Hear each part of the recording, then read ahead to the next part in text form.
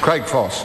Mr. Chairman, this session is certainly off to a scintillating start. Mr. Chair, and I'll be looking forward to translation on whatever the previous member over here in the Green Party was talking about earlier, because I have absolutely no idea. With respect, I just have no idea. Mr. Chair, I'd just like to thank members and officials who all helped and assist prepare the various financial reviews we have in the report here before us today. Mr. Chair, I think that goes for all members, that we do thank those that produce all these reports. Mr. Chair, I also join with the finance spokesman from the opposition, David Cunliffe, in congratulating Mr. English, our finance minister, on the improvement in the accounts, the improvements in the forecasts, as the previous as the spokesman alluded to earlier on, Mr. Chair. And it is true that no longer is there a forecast of 10 years, a decade of deficits. In fact, 6.5, 7 years at the moment, Mr. Chair, but I'll come back to that later.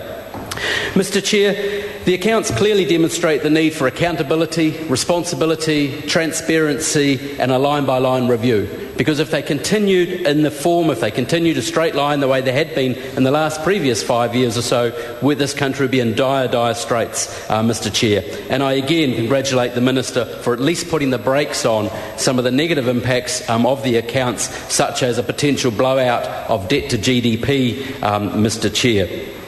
Mr. Chair, Budget 2009 began that clean-up process, and Budget 2010 will start to bring in some fairness and equity back into the economic system of New Zealand, particularly in regard to the taxation field, Mr. Chair. And if I've got time, I will touch base on some of that, because some of the comments of previous speakers, with perhaps just one eye open, Mr. Chair, are just totally and patently wrong. Mr. Chair, these accounts have show a deficit of $10.5 billion from a positive $2.5 billion the year before.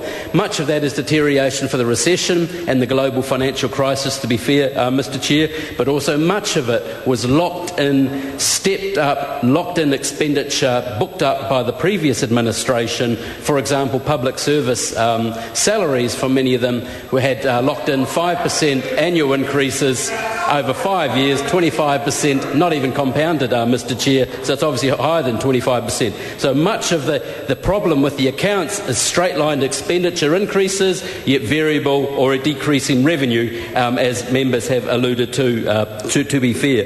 But, Mr. Chair, if you run a deficit, that means debt. It means you've got to borrow. It means you've got to fund. That's quite simply money not available for other services within the economy. It's not available to pay for health education. It really does surprise me that the opposition goes on about spending increases and spending increases. I think they're up to about $7 billion, Mr. Chair, which will actually mean $7 billion or more borrowing. Well, that is, as other members have spoken, theft or tax on future generations. That's simply not fair. To listen to earlier speakers, you think it was all over.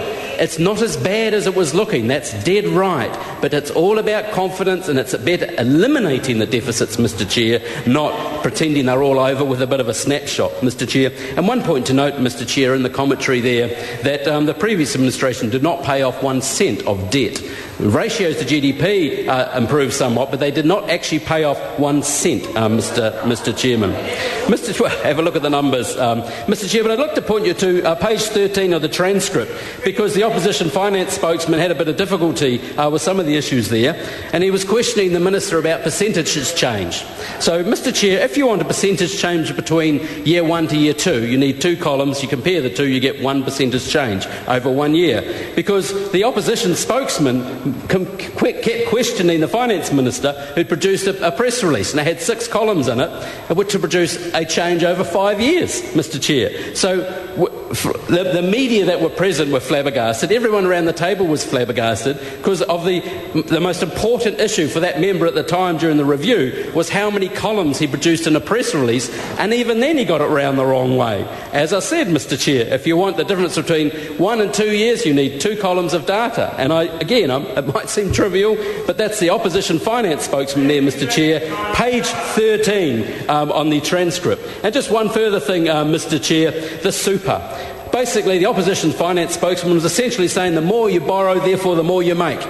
Because supposedly we should have borrowed more to put more money into the super fund. I think we put in 250 mil, not the 2 bill, which we'd have needed to borrow to put into the super fund. Look at the returns. They're still not above the water. The more you borrow, the more you make, according to the previous speaker. Order. Thank you, Mr. Chair.